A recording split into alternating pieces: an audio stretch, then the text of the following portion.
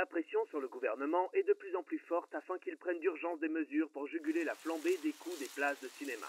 D'après le dernier rapport, les cours des prix des places a doublé sur ces 6 derniers mois.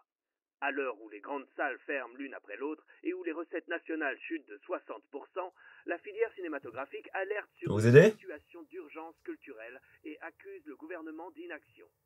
Des collectifs d'acteurs, de réalisateurs et de scénaristes exigent. Je cherche un comics particulier. Ok, pas de souci. Vous avez le nom de l'auteur? En parallèle de cela, une grande vague de créateurs et d'influenceurs cinéma ont soutenu la cause et ont lancé un mouvement.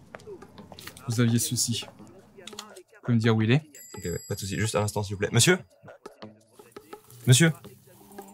Non, monsieur, on ferme bientôt. Monsieur?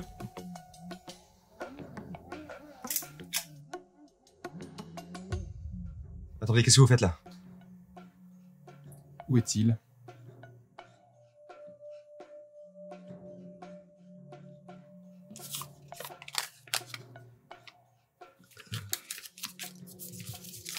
J'ai le nom de tous mes clients sur cette liste.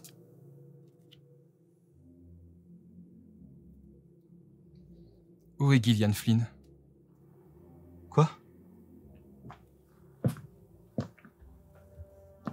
Où est Gillian Flynn?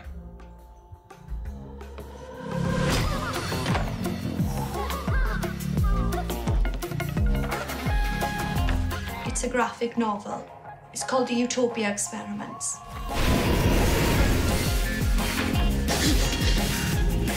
Fuck off!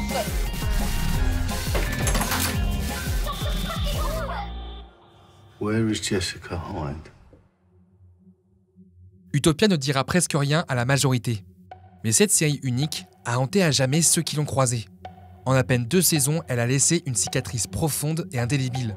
Dérangeante, brutale et insoutenable, je pourrais utiliser un tas de termes pour qualifier cette série qui m'a marqué à vie. Mais étrangement, l'un d'entre eux pourrait attirer votre attention. Réel. À l'origine d'Utopia, il y a un nom. Dennis Kelly, auteur britannique connu avant tout pour ses pièces de théâtre assez radicales et sombres. Pour reprendre ces termes, nous devons savoir ce qui nous fait mal. Dennis Kelly n'a jamais cherché à rester enfermé dans un seul médium ou un seul genre. Il veut surtout partager une vision brute, intime et dérangeante, quelque chose qui frappe au cœur. Après le succès de la série Pooling, Dennis attire l'attention de la société de production Kudos. On lui donne les rênes d'un projet avorté de la chaîne Sky, une série conspirationniste autour d'un mystérieux roman graphique. Il fait évoluer la série en enlevant les éléments fantastiques pour quelque chose de plus cru et glaçant. Une série où ses conspirations et ses complots naviguent autour d'une seule et unique question. Et si c'était vrai? Dennis Kelly, the writer, has managed to make it all seem fairly plausible. Very often in sort of conspiracy thrillers, they're cops or they're people that have got something to do with politics or, you know, and they're also very capable, or they become very capable. And I wanted our guys not to be that capable, because I don't think I am. So I sort of thought, what would it be like if it was happening to me? I would sort of not know what to do, and I think, who do I talk to make it stop? Avec Mark Munden à la réalisation, il donne à Utopia son identité. Une esthétique appuyée et colorée, mais au service d'une noirceur sans limite. Un contraste qui lui donnera tout son charme. Et quand Channel 4 diffuse la série en 2013, le choc est immédiat. Mais d'abord, de quoi parle Utopia?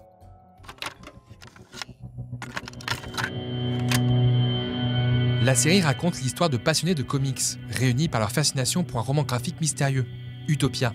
Cette œuvre troublante évoque des catastrophes majeures, des épidémies ou complots politiques. Quand l'un d'entre eux affirme détenir le manuscrit inédit de la seconde partie, il invite les autres à le rejoindre. Mais leur enthousiasme tourne vite au cauchemar. Une organisation secrète, le Network, traque impitoyablement quiconque s'approche du manuscrit, car cette théorie se révèle être réelle. Le groupe devra survivre et percer les mystères du manuscrit, avec l'aide d'une mystérieuse femme, Jessica Hyde.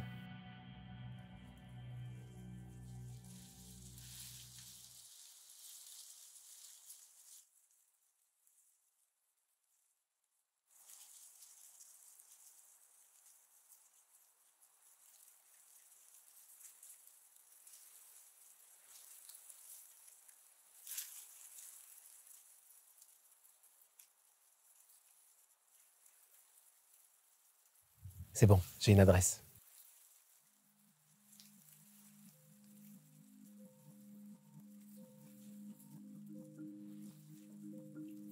une chute inexorable vers les tréfonds de l'humanité. Une série profondément nihiliste où le moindre espoir est balayé d'un revers sec et cruel, où personne n'est épargné. Où à chaque séquence, à chaque scène, on se demande pourquoi on continue à regarder. Comment une série avec une violence aussi extrême, moralement et graphiquement, parvient-elle à nous fasciner? Utopia frôle l'immoralité, et pourtant, elle est d'une puissance implacable. Cette vidéo ne contient aucun spoiler et la série, au moment où j'écris ces lignes, est disponible sur YouTube. Tout repose sur la surprise et le choc qu'elle procure. Et l'idée est de vous donner envie de plonger dans cette pépite, car elle comprend les enjeux de son propos et sait parfaitement comment les illustrer, grâce à 3 éléments majeurs. I don't believe in as such, but there are some things in it that are a bit odd. What? Tout au long de la série, un mal-être et une paranoïa sont installés. Le spectateur est invité à entrer dans cet univers et à être aussi heurté que ses personnages. Mark Munden, qui s'est principalement occupé de la réalisation, a opté pour un format cinémascope afin d'étendre le champ de vision. Il joue ainsi habilement sur la grandeur des décors, sur l'arrière-plan et le hors-champ pour créer le malaise. Malgré l'étendue des lieux, les personnages apparaissent comme coincés, sans issue ni échappatoire. Avec des cadres soignés et précis, ils deviennent prisonniers d'un vide qui nous met mal à l'aise. Chaque cadrage, chaque mouvement de caméra et chaque angle sont soigneusement choisis pour amplifier cette sensation. Notamment avec une lumière extérieure qui se veut de plus en plus crépusculaire, voire onirique, comme pour signifier que nous sommes dans un monde à part et un monde en perdition. Cette volonté de nous déstabiliser passe aussi par la couleur, véritable signature de la série. Pour se rapprocher de l'esthétique du roman graphique, les couleurs sont saturées. Elles vibrent intensément et apportent un sens supplémentaire à l'ensemble, quitte à pervertir leur signification pour mieux nous troubler. Chacun aura sa propre vision, mais à mes yeux, ces couleurs approfondissent la confusion et l'évolution des personnages, dans un monde traversé par la violence, la trahison et la manipulation. Le jaune, couleur phare de la série, peut symboliser le danger, la trahison, le malaise. Mais il me rappelle surtout Elephant, avec John et son t-shirt jaune. Une teinte criarde, en totale antithèse avec la violence froide du film. Ce contraste permanent, entre un univers aux couleurs vives et une violence jamais esthétisée, toujours brutale, parfois franchement dégueulasse, participe à la force d'Utopia. Cette esthétique assumée nous tient en haleine et ne sombre jamais dans le gimmick. Chaque choix a un sens. Et c'est ce qui fait la richesse de la série. What the next 48 hours are about is abandoning everything you knew or thought you could rely on and adjusting to the new reality. If you can adjust, you will live. If you can't, you will die. Un chaos amplifié par sa musique, l'une des bandes originales les plus singulières que j'ai jamais entendues. Toujours percutante, mais jamais surutilisée, la composition de Cristobal Tapia de Veer ne laisse personne indifférent. Elle forge sa propre identité en flirtant avec l'expérimental, mêlant sons étranges, dialogues et instruments atypiques. Elle part dans tous les sens, mais n'a jamais été aussi cohérente avec une série. Tantôt angoissante, tantôt drôle et tantôt chaotique. Utopia ne peut être dissociée de sa mise en scène et de sa direction artistique. C'est ce qu'on retient d'abord en la découvrant. Elle nous reste en tête par ses choix esthétiques audacieux mais toujours maîtrisés. Elle nous transporte par sa singularité visionnaire et elle parvient à sublimer son récit qui demeure avant tout la preuve éclatante de la maîtrise de son auteur.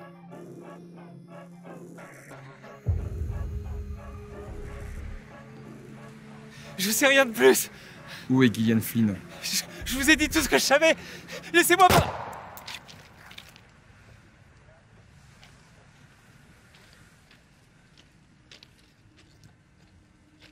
Rien qu'à entendre le mot conspiration, cela a pu vous faire fuir ou sourire.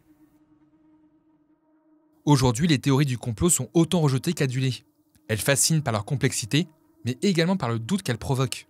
Utopia choisit délibérément de partir sur une vraisemblance, en mettant en scène un énorme complot pharmaceutique, dont la finalité va bouleverser le monde et la psychologie des personnages.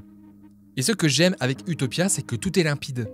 Aucune place à la complexité ou quelque chose de nébuleux. L'histoire avance dans une direction précise et sans équivoque. Pas de place pour les intrigues secondaires inutiles ou qui s'éternisent. Tout se rejoint, tout se comprend. Et cette fluidité rend l'histoire aussi immersive que prenante. C'est important, je pense, de ne pas trop complexifier l'intrigue, au vu de son traitement viscéral et au vu de comment sont perçues les théories du complot. Son propos peut vous interpeller, son traitement peut vous choquer. Et c'est le but, car au-delà de toutes les manipulations et rebondissements, Utopia s'interroge sur la moralité de ses personnages et de leurs actions. We can stop all this. We can stop it all now. On parle d'un complot mondial qui touche l'humanité tout entière. Mais d'un côté, certains y voient un crime, mais d'autres y voient un sauvetage. La fascination au départ laisse place à l'horreur, pour ensuite ouvrir au débat, moralement douteux, mais qui mérite d'être posé. C'est ça le cœur d'Utopia. Rester constamment dans une zone grise où les personnages sont tous affectés et basculent à des degrés divers. Personne ne sera épargné, y compris les enfants.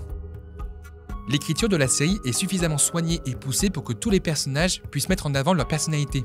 Notre groupe au départ sont des gamins un peu isolés, qui vont se retrouver autour d'une passion commune. Leurs interactions sont à la fois drôles, naturelles et directes. Who's the little bitch then, son? Does she know you're a bag of puke? Sure does, Dad. After all, I came out of your with the testicles. Ça les rend attachants, et on sera encore plus impliqués quand nous les verrons interagir avec ce monde violent, extrême, et qui va les pousser dans leur dernier retranchement, quitte à trahir leurs propres convictions pour survivre. Certains personnages, comme Lee, avec le traitement de la violence, m'ont également fait penser à Funny Games de Haneke. Ce décalage, avec ses petits sourires, cette complaisance et cette aisance dans la violence, ça nous trouble. I'm gonna rub chilies into your eyes, then sand, then bleach. Then I'm gonna use the spoon. Do you know what I do with the spoon? N'oublions pas les deux personnages les plus importants et les plus forts de toute la série. C'est difficile de vous en parler sans spoiler, mais entre le charisme effrayant de Barbie, proche d'un Anton Chigurh en termes d'aura, et une Jessica Hyde aussi complexe qu'irritante par moments, proche d'une Lisbeth Salander, la série met en scène des personnages hauts en couleur, où chaque décision et choix sont imprévisibles et radicaux, conçus pour nous surprendre. Utopia ne s'explique pas, ne s'analyse pas, elle se vit pleinement. Dès les premières secondes, elle nous agrippe dans son univers aussi coloré que sombre. J'adore cette série, mais elle a su également me faire douter, me faire prendre conscience du monde qui m'entoure. Il m'a fallu presque 10 ans pour en venir à bout, à cause de son extrême violence, par son traitement narratif limite immoral par moments, mais également parce que la série, cruellement, n'aura jamais de fin. Oui, j'en ai bien conscience. Oui, je comprends parfaitement. Mais peut-être si on essayait une deuxième... Oui, très bien. On se rappelle, oui, très bien.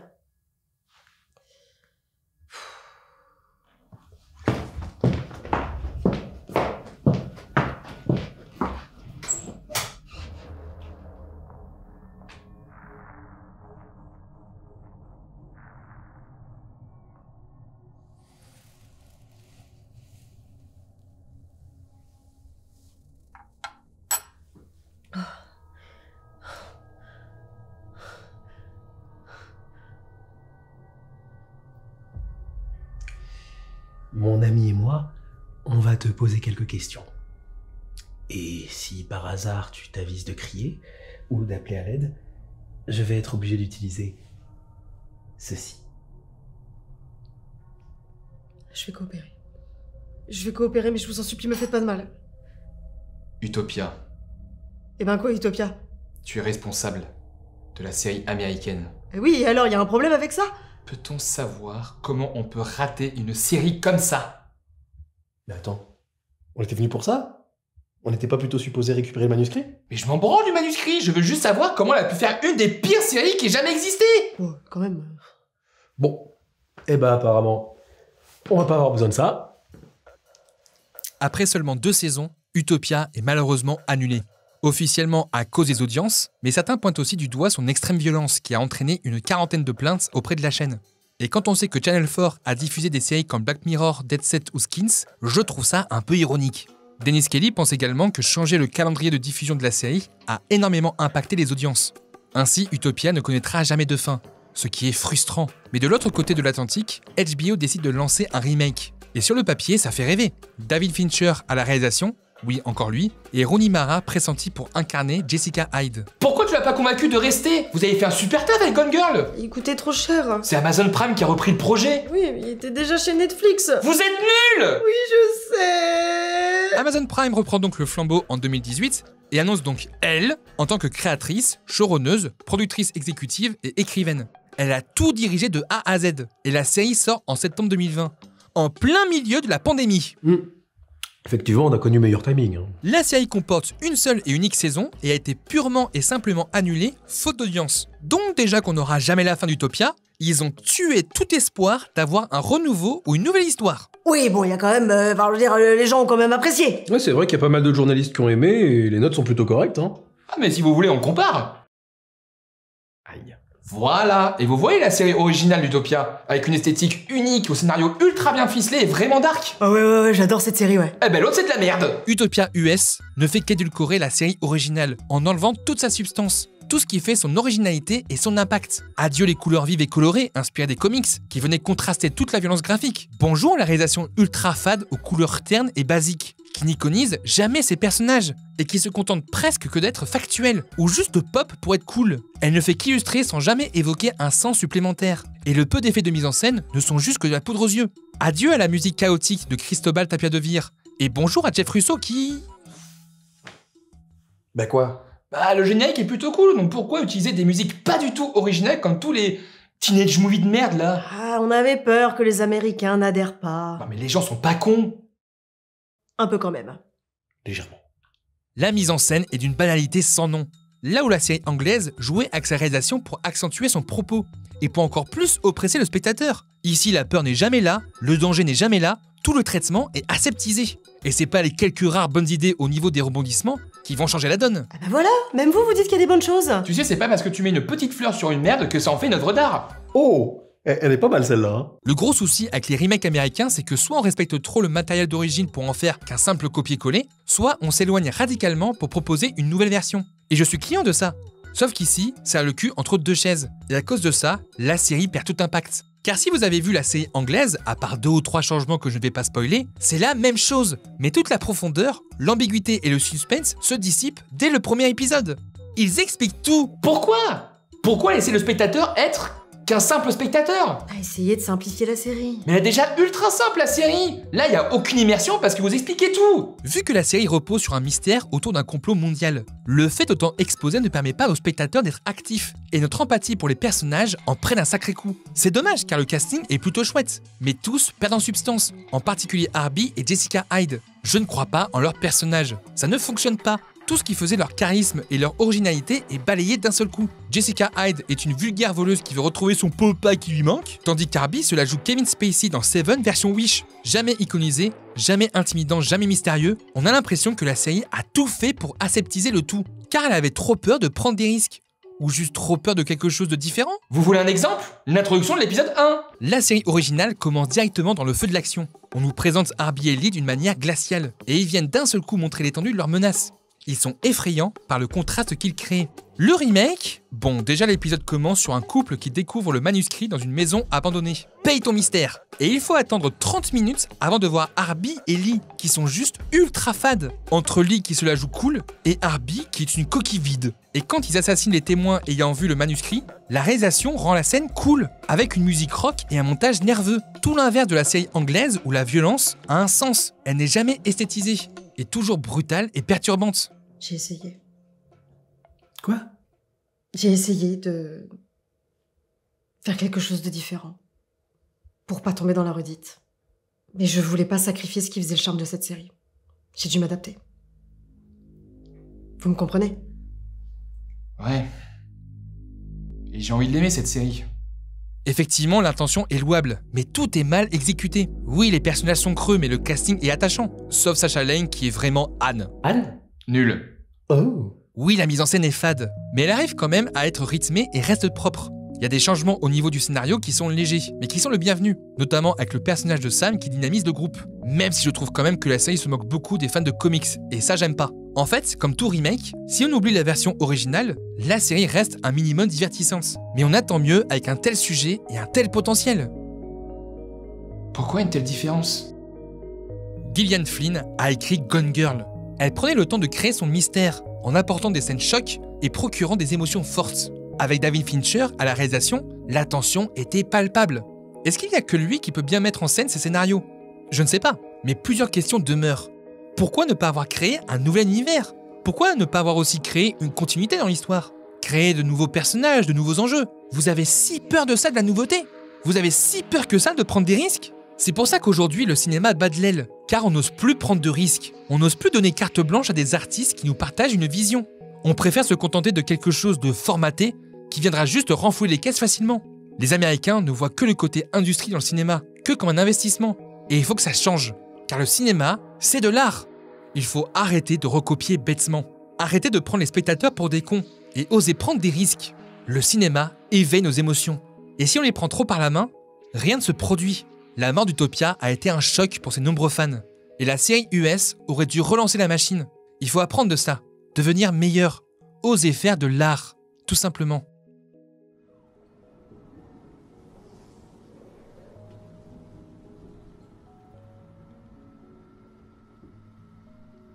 Je suis désolée.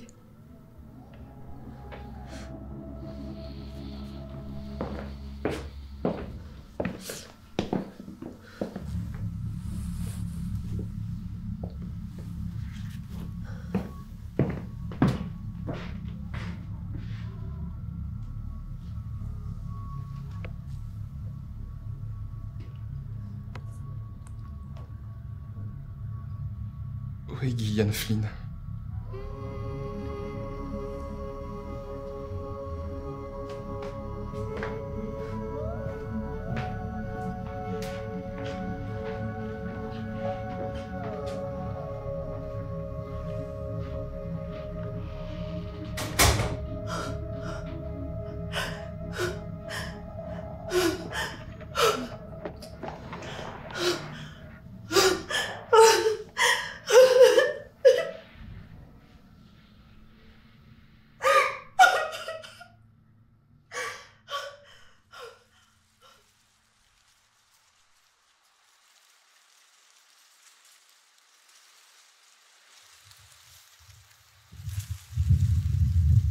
Elle en valait pas la peine.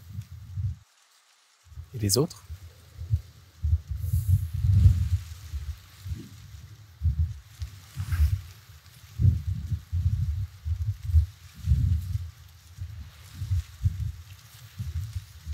Faut qu'on y aille.